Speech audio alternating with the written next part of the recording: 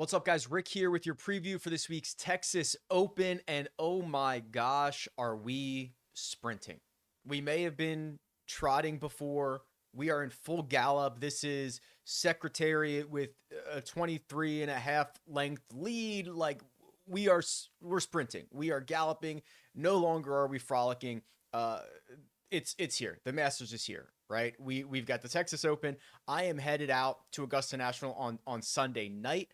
So I'll be there Monday morning. I'm on the red eye. So there's just a lot of stuff coming. It's going to be an unbelievable stretch here over the course of the next couple weeks, and it bleeds into every other event and major championship. So on the road a lot moving forward. That also creates a situation where there is a lot more attention on the world of golf, the major championships.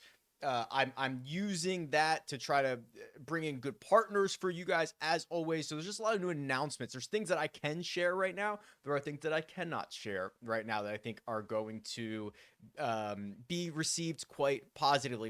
We have the unbelievable opportunity to play golf with John Daly.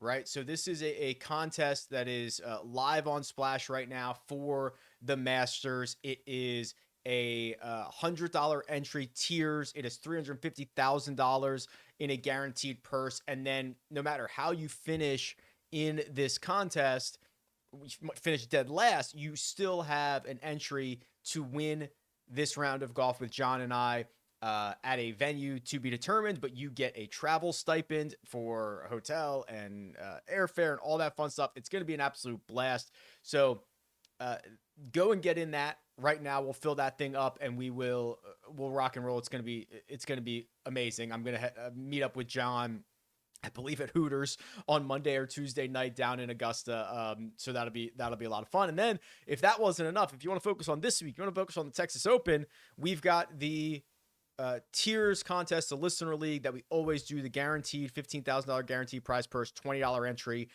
Drop your lowest score on Splash right now. Again, every time I do this on Monday morning, it's already more full than the last week. So amazing stuff. Again, what a great time of year. Everything that you need, all the information is always below. You'll be able to find it in the description for all of this stuff. But really, really happy to be able to do this and really grateful and really excited. So without further ado, let's get into this week's Texas Open. Everything that you see from this point forward will be from my website, RickRunGood.com. Highly encourage you to go sign up for that giant database for golf betting and fantasy golf.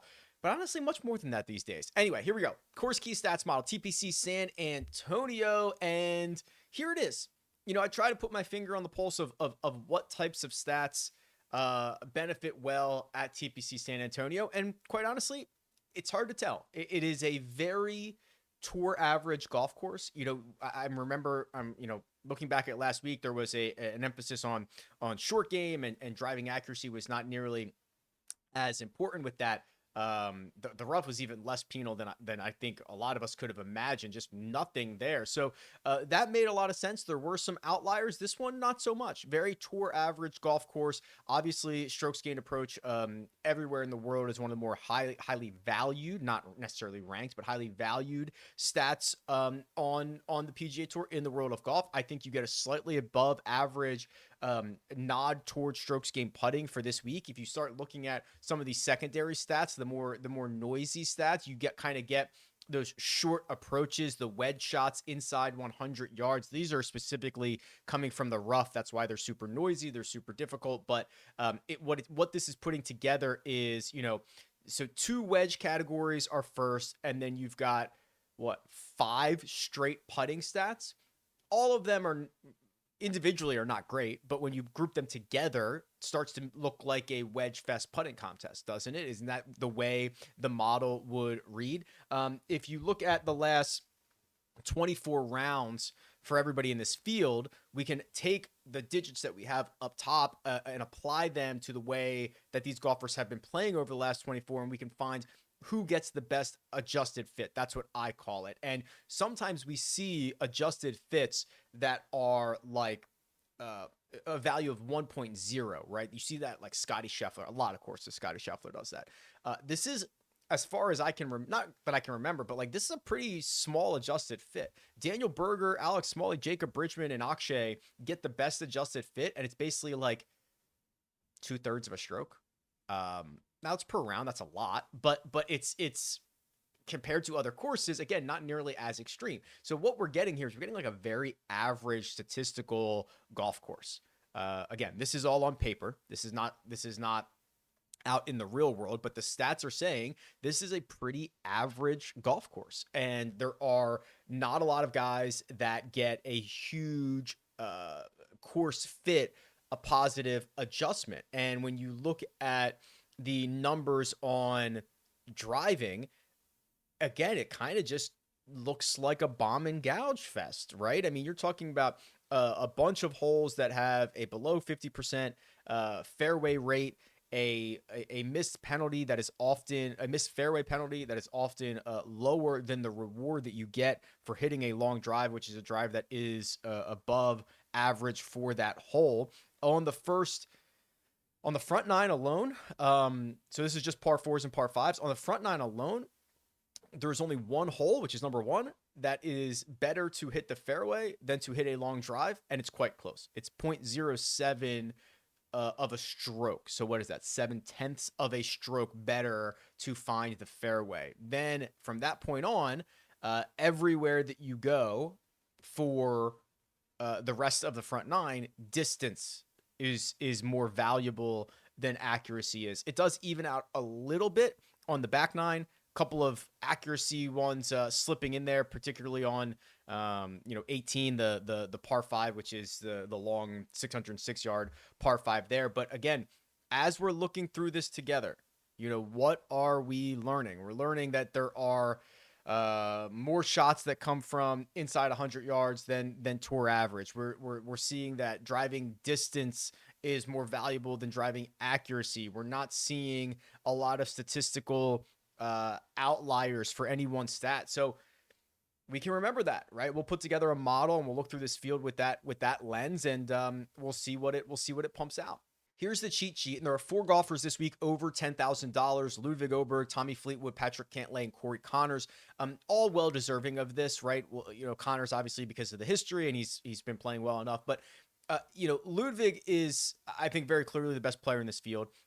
Does he get a reward for being long and accurate this week? Doesn't seem like it. He's both long and accurate, but the combination of that being very, very valuable does not seem like he gets that value. Now, he has played here twice in his career. He missed the cut in 2022. That would have been right before he turned pro, right? I'm just trying to do the math in my head. Turns pro in June of 22.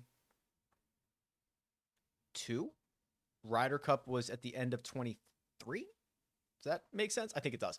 And then he played here last year. He finished T14. Unbelievable ball striking. I mean,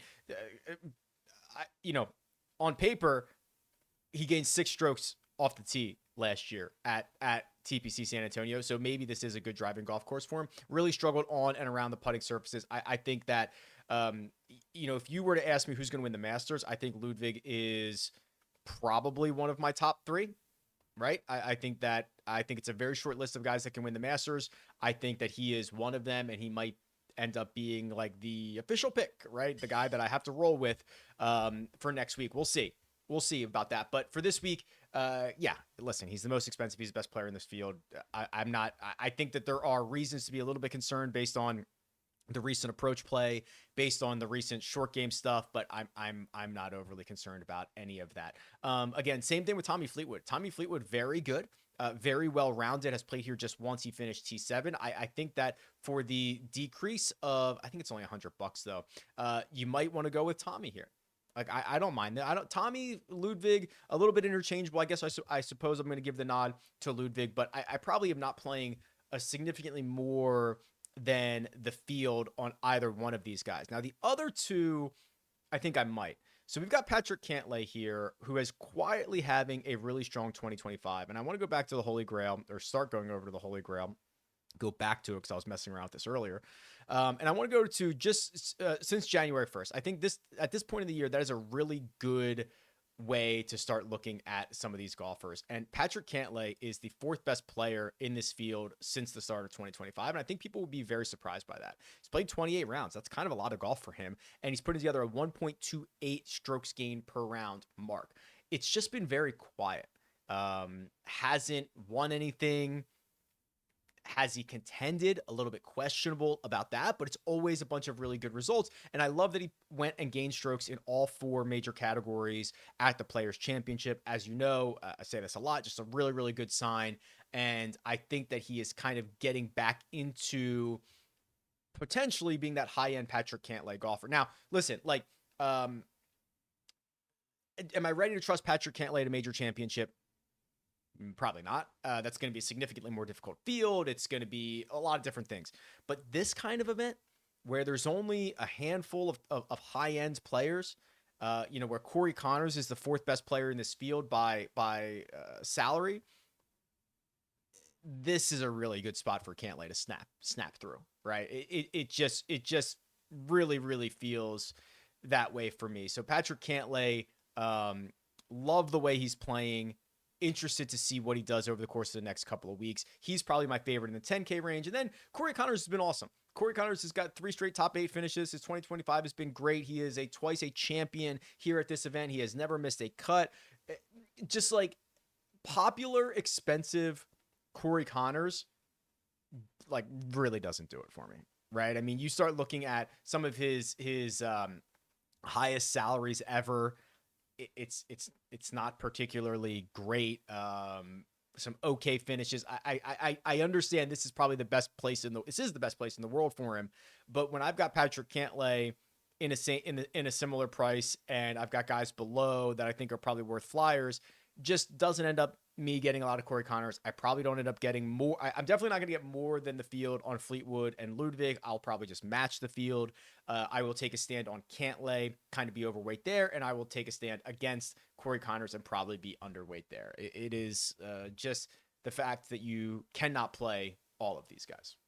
All right, here we go. This is the 9K range, and this is a really interesting range. And I do think this is where we start to see the first drop-off of the high-end players into the next set. Where does that drop-off happen? I would argue it's probably, I'm going to include Akshay, I'm going to include Daniel Berger up top, and probably draw the line at Denny McCarthy. Not that it really matters, but let's start with Akshay. I think he's probably one of my favorite players for this week. I would certainly consider him a good buy at $9,300, and I was ready to pick Akshay to win last week at the Houston Open, right? He withdraws on Monday and kind of changes the plans for that. But what you're seeing out of him in 2025, where he's putting together a bunch of really high-end finishes at some of the best events, right? He's got a T9 at Torrey Pines for the Genesis. That's a signature event, a T3 at the Players Championship, and then he throws in a 9th place finish. Obviously, that was not as strong of an event at the Mexico Open. The putter's been awesome. I mean, just the whole game has been really sharp. He is now the defending champion, where he went out and picked up 18 strokes from tee to green at this event last year. If you remember, this was the event he and Denny McCarthy lapped the field, right? I mean, 21 strokes gained. I think I tweeted out at some point last year, that would have won Denny McCarthy like 198 of the last 200 events on the PGA Tour or something like that. And he got into a playoff and ends up losing to Akshay. So like really unfortunate for Denny McCarthy to have that type of week at the same time that Akshay was having that type of week. But I really think that the price on Akshay is not really high enough considering, what you've got. I mean, he could easily be at the top of the 9K range. If they switched him with Corey Connors, I would not be upset in the slightest. So really, really good spot here for Akshay. I think he certainly qualifies as a good buy for this week. Hideki is the X factor, right? Maybe you don't want to go Cantlay Hideki. That might be a little bit too much of an unknown, high risk, high reward. But this profile that we see from Hideki, like this happens all the time, right? He is, high end player. Gets off to an unbelievable start in 2025 with the victory at the Century, and just kind of, starts with really strong metrics. It calms down a little bit by his own standards, still hasn't missed a cut this year. Still finished T13 at the Genesis, where he clearly did not have his best stuff. He lost strokes ball striking that week and still finished inside the top 15. Plays a little bit better at Bay Hill despite having a worse finish, but that's a bigger event. And then he misses the cut at the Players Championship, where he struggled on Thursday, bounces back on Friday, not good enough to make the cut, and that's all she wrote. Well, is that horrible? It's now been a couple of weeks since we've seen him. He's played this event a handful of times each of the last 2 years, a T7, a T15. The point around Hideki is this: if Hideki has his A- game, he wins the golf tournament, right? And he's priced in a way where I don't think it is accurately taking into account his upside. Right? Yeah, he might finish. He's probably not going to miss the cut. He doesn't miss a ton of cuts, especially in a field like this. But he might finish T25, and that's not good enough for $9,900. But if he's got his A- stuff, he might win the golf tournament. The other most interesting name is Jordan Spieth. I don't know what to do with him. Probably out on Jordan for this week. Is it in other sports, like, is this a look ahead spot where he's looking ahead to the Masters? He's always played well at this event. I don't know. I could probably talk myself into Jordan Spieth, quite honestly. I don't like that he's lost a ton of strokes in 2 out of his last 4 starts on approach, and then Valspar, he goes nuts and starts stuffing everything close. I just find him incredibly difficult to understand and to kind of predict, which might be what you're looking for. Right? The history around this place is spectacular. One missed cut came in 2013. Since that time, nothing worse than 35th, a win, a runner-up, 2 other top 10 finishes. So hard to dispute. It's probably the best course history of anybody in this field. Let's do this. TPC San Antonio. And for all years, minimum 8 rounds. Yeah, okay. So 26 rounds, 2.05 strokes gained per round for Jordan Spieth. It's the third best. Corey Connors and Charlie Hoffman are the 2 that are better. Boy, did I just talk myself into Jordan Spieth? Is that what happens there? Yeah, I guess maybe a little bit more positive. So Akshay, I think, is a clear number 1. Hideki, a really nice upside option. And I guess I just talked myself into Jordan Spieth. The bottom of this range, Daniel Berger, I love. I think Daniel Berger is capable of winning any event at any time.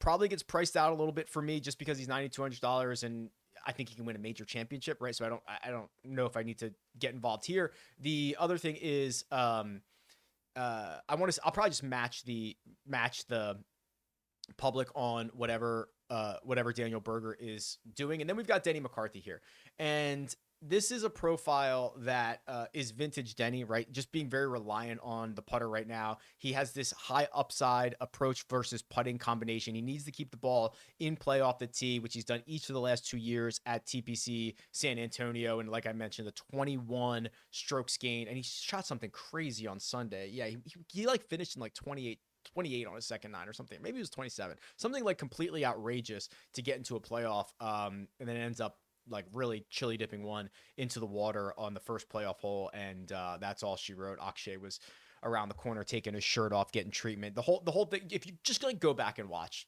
last year's, this event was just absolutely insanity, and it did not get the because like the second the putt drops to win it, everyone looks towards the Masters, right? So like it was fairly insane. Go back and watch this. So I'm rolling with Akshay. I'm rolling with Hideki. I suppose Jordan is pretty positive, but wouldn't mind DB straight vibing, but probably not going to get too crazy in that manner. Here's the 8K range. Let's start with Sam Burns. Sam Burns would certainly qualify as a bad buy for me if you've been following along the last couple of months. This should not surprise you. The approach play has been abysmal, and I think that's kind. The results have not been good, yet he still won't break through a salary barrier that I think is reasonable. I don't know why he is hanging here at this price. If you look at the trends tool, so we normally look at this trends tool from a upper left-hand quadrant perspective. So guys that are likely to bounce back, likely to have a lot of juice to squeeze. There's a guy like JT Poston's there. We'll talk about him in a second. The worst quadrant to be in is the bottom right, which is where Sam Burns is living right now, right? So this is basically, he is, there is actually kind of a worse place for him to go. He is bad from tee to green, and he's putting above his baseline, which is a pretty horrible combination, and would indicate that things are going to continue south. So not sure why he continues to get the pricing that he does in 2025. I will need to see a lot more from Sam Burns before he can break out of the bad buy category.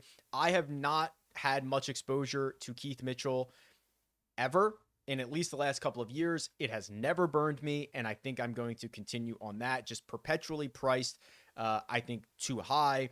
When he plays well and gets to the top of the leaderboard, which he always does at some point on Thursday or Friday, or maybe even early on Saturday, things go sideways. And again, gets off to a hot start Thursday at Memorial Park, plays well the next couple, like well enough on Thursday, on a Friday and Saturday, and then kind of punts it all away, multiple strokes to the negative on Sunday, and he finishes T18. It's like great paycheck, whatever, but these are not really great finishes, and there's not a lot of reason, or there's not a lot of evidence that he's going to close things out. You saw that trends tool where it had JT Poston in the upper left-hand quadrant, and I got a little bit freaky with JT at the, God, I guess it wasn't the Houston Open. What was the week before the Houston? Oh, it was Valspar. I'm sorry. So when I was talking earlier about Akshay Bhatia being a like a guy that I was going to pick for Houston, I meant for Valspar, so I apologize for that. So Poston is starting to post a lot better profiles. So this to me at $8,500 would make him a good buy. You've got solid tee to green numbers since the start of the year. The putter, which I don't know if he was putting with a 3-wood, a hammer, I don't know, but it was really bad. But he's picked up 8 strokes putting in his last 8 rounds. That is back to the JT Poston that we know. 2 top 35 finishes, so he's got to start putting it together a little bit better. But we've got a weaker field here. We've got a guy who, if we're talking about wedges and putting and stuff like that would be JT Poston's skill set, and he's in that upper left-hand quadrant that gets me quite excited about the way that he can go. And he's kind of like, I'm going to say he's like Hideki, but I mean that being, if he has his best stuff, he can win a golf tournament and will win a golf tournament. I hate to keep throwing Keith Mitchell under the bus, but if Keith Mitchell has his best stuff, is he going to win a golf tournament? I don't know. There's not a lot of evidence of that. So that's what I mean when I say something like that. Can Bud Cauley continue this great play? T4 at Valspar, T6 at the Players. He had missed the cut at Puerto Rico. That's a concern. However, the rest of his, even since the fall portion of the schedule, so since the Pro Tour, which is in Napa, just the 2 missed cuts, a lot of top 25 finishes, and then those 3 top 6 finishes. The metrics are a lot better than what he was doing prior to that. I don't know what happened. I don't know. Actually, what did I read? What did I hear him say about this? I don't know. But something happened that end of the year fall reset. He has played a lot better golf. So let's cherry pick this a little bit here. So 915 was the Pro Tour. So let's go back to every golfer in this field since, we'll call it September. I keep hitting my straw. I'm sorry about that. Since the start. Okay, this is every golfer in this field since the start of the fall schedule, and it includes everything worldwide. So that's why Padraig Harrington is second here, because he crushes the senior tour, which you're going to see. Yeah, just crushes those guys. Plays a lot, plays well on the European tour, et cetera, et cetera. Okay, anyway, Bud Cauley is the 5th best player in this field. 40 rounds, 1.13 strokes gained per round. He's $8,300 this week, which is certainly palatable compared to some of his peers down here. Gets a rest. I am worried about him getting out of Florida. Right? Florida guy, played well at the Players, played well at the Valspar, 2 really good upside kind of season makers, and now he's got to go play in Houston, but I'm not worried enough to move on. I think there's a reasonable chance that Bud Cauley has another good week. Here's the 7K range. and this feels like a lot of really good flyers and a couple of traps. Is Gary Woodland a trap?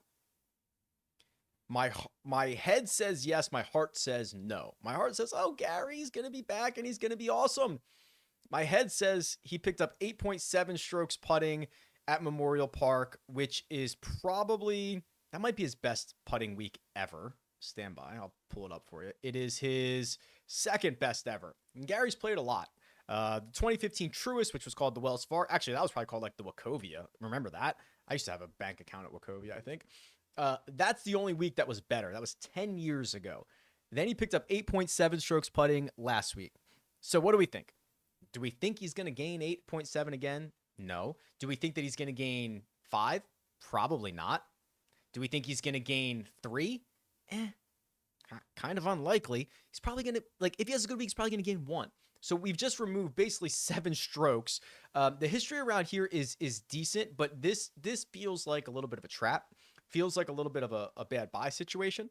I worry about now people kind of flocking towards Gary Woodland and expecting another T2, which might require a career putting week. So that is worrisome. On the flip side, I love guys like Justin Rose, and Justin Rose in particular for this week. He's either going to miss the cut or he's going to finish inside the top 12. And I'm fine with that, right? So his year so far has been cut, T3, cut, T8, cut. And he is always a very good short game player. He drives it just worse than average, but that will work here. And in his 2 trips, which were actually, I'm sorry, I was going to tout his 2 trips at the Texas Open, but they were, my God, 20 years ago, and they weren't even at this golf course. But they were very good, but does not matter. I like the way that his profile gives you a chance, like a guy that is spiky like that. He gives you a chance to outperform whatever his odds are, or gives you a chance to outperform whatever his salary is, because he's not priced in a way like Keith Mitchell, who's constantly finishing T18 to T35. You got to work these missed cuts in there. So I just think it makes him quite valuable at $7,300. If you think that I care one single bit about Alex Smalley's miscut in Houston, I do not. If you think I care one bit about his miscut the week prior at Valspar, yeah, I kind of do. But I'm not ready. I'm not ready to give up just yet. The miscut in Houston was a 5-hole stretch on Thursday where he like par to par 5, made bogey, made double, made bogey, par to par 5. So like that 5 holes took him from sitting pretty to outside the cut line, played better on Friday, but he did not play good enough. He missed the cut on the number. He actually gained strokes for the week. So misses the cut on the number, but gained strokes for the week. So I don't care about that one. I do care a little bit now that we've missed 2 in a row, but the game is so good. The upside is good. He gets a really good adjusted course fit number. He's been miserable at this golf course, so I think that he is priced accurately. Like $7,300 is, yes, it is pricing in the risk that he has, a guy who has missed 3 straight cuts at this event and 2 straight cuts in his year. But I am a glutton for punishment, and I'm not ready to move off of Alex Smalley just yet.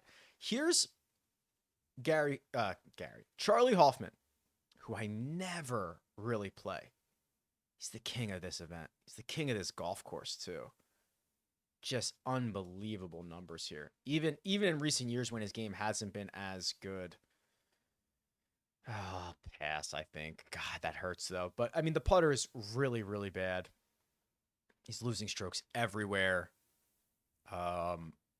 Last couple years have not been as good at this event. Last 3 years have probably been some of his worst years, and he hasn't gained strokes putting in any of those. I think I'm gonna have to pass on Charlie Hoffman, but that is it hurts. It hurts. Lee Hodges, right? So we gave Lee Hodges, like, immediately run out Lee Hodges last week on a golf course that helps short game players. He had missed time with the rib injury, and what does he do? Nothing but reward us with excellent play basically all 4 days. Struggled on Friday, no problem there. He picked up at least 2 strokes 3 out of 4 days last week. That's kind of crazy, right? So Lee Hodges again. Now, if there was any rust, you assumed he knocked it off. The game was really sharp. He should be very, very fresh after missing nearly 2 months of time. Finished T6 here 2 years ago. Missed the cut last year. Missed the cut the year before. I'm ready. Let's go. Lee Hodges, absolutely. We might be really close to unlocking the best version of Isaiah Salinda. Unbelievable driver, we know that. Results are good, hasn't missed a cut since the American Express. When he gains a stroke or two with the putter, he's a problem, right? 1.8 strokes with the putter in Houston. He finishes T11. Picked up 5 in Mexico, finished 3rd there. The other weeks where he's still made the cut, I mean, he's hemorrhaging strokes, 3 or 4 strokes. So it's a stroke per day.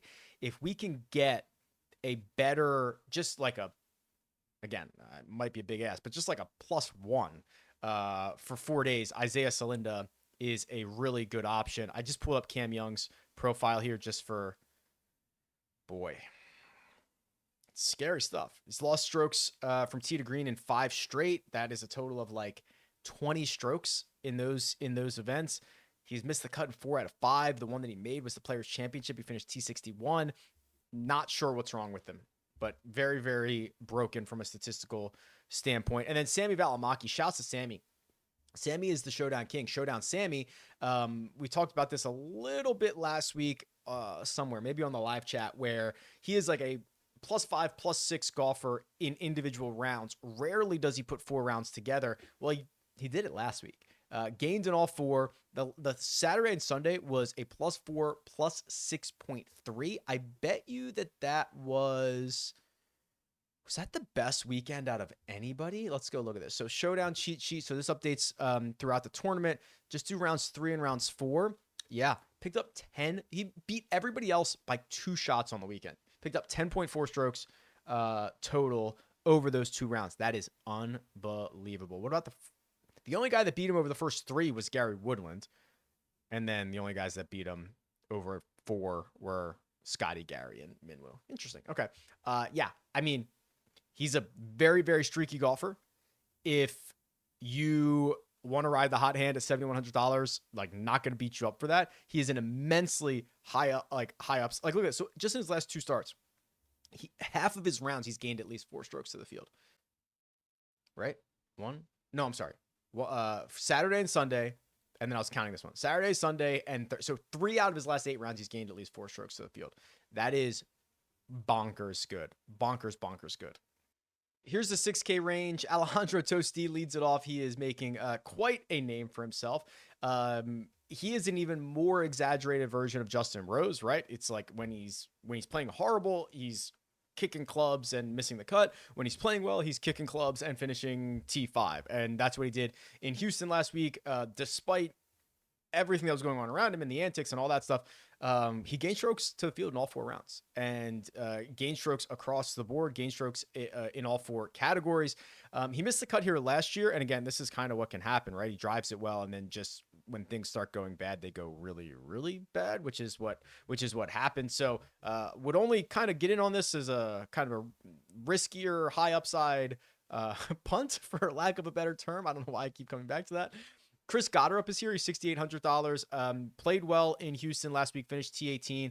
Picked up 2 or more strokes off the tee for the first time in quite a while, since the Shriners, which was in the fall in Las Vegas. That's what he should be doing. He's one of the longest hitters on the PGA Tour. I think this is another good setup for him, where he can probably kind of just bomb it around, not have to worry about hitting the fairway too much. Should be a decent setup coming off of 4 good rounds, 4 positive rounds in Houston. We are going to pick and choose our spots on Chris Gotterup moving forward, but this does feel like one of them. You could also throw into that same category is Audric Potgieter, the longest hitter on the PGA Tour. He's going to gain 2 strokes off the tee. He's probably going to have trouble with the short game and all that fun stuff, but if he can hit it close and kind of wedge himself into play like he did in Mexico, I'm not as confident about that, but he is certainly an unbelievable talent. Speaking of going back to scorned lovers, Kaito Onishi is still the min price. which I don't think it's fair. I don't think it's fair. He missed the cut last week, but he missed the cut on the number and gained strokes to the field. It's hard to be angry with somebody about that, right? So loses 3/4 of a stroke on Thursday, gains 1 on Friday, misses the cut on the number. He made the cut at the Valspar. We talked about him last week. He is a winner, right? On the Corn Ferry Tour. Didn't he win an event? Yeah, he did. He won in June last year. This is not a guy coming over and playing one-off events from Japan. This is a guy who is playing a PGA Tour schedule because he earned his way on through the Corn Ferry, and he has gained strokes in each of his two. So he's picked up 3 strokes he's picked up a half a stroke per round over his last 6 rounds, and he's min priced. I just don't think that's it. So yeah, I'll go back to Onishi, and he also opens up a lot of really good combinations because he is $6,000. Here's the custom model on RickRunGood.com.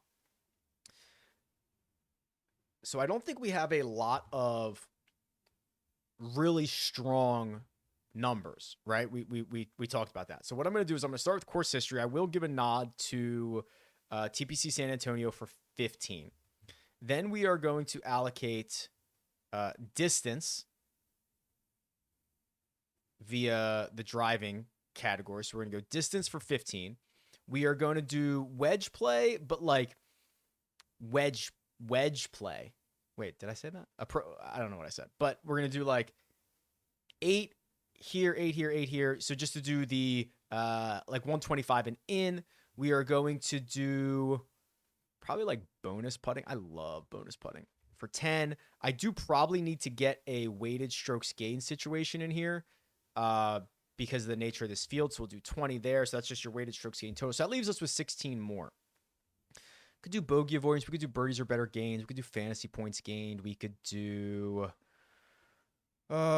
strokes gained on specific holes, course types. Gosh, man, it's such an average golf course. Let's just do let's go to scoring. Let's do fantasy points gained for the rest of it. It's an interesting little model for us. Okay, wow. Yeah, sure. Ludwig number 1. Yeah, as he should be. Tommy Fleetwood 2. Ryan Fox is 3. So he gets a boost on really everything, right? Great driving distance, gains a lot of fantasy points. He has not been good here. That's the only thing that he's negative at. TPC San Antonio doesn't have a good record here. Good in bonus putting, good on wedge. But yeah, Ryan Foxy, $7,500 was just in the mix for a bit last week. Hideki is 4. Keegan is 5. Jordan Spieth, Keith Mitchell, Denny McCarthy, Corey Connors, and Maverick McNeely round out the top 10. Charlie Hoffman's 14. He gets a big boost on, obviously, on history here. Interesting. Okay, cool. Well, listen, I'll save this, and we will circle back during the live chat. Let's go. Let's go. Let's go. Let's go. Things are happening. Things are going great. I'm excited. I'm energized. I'm well rested. I'm trying to think of a horse term that I can describe myself as. I've been eating my kibble. I don't think they eat kibble. I don't know what they eat. I don't know. I'm well rested. Everything you need, always in the description. I'm looking forward to, I have something else that I need to tell you guys, but I just cannot tell you yet, but I will. But just very exciting times. Very, very exciting times. All because of you. Thank you. Goodbye.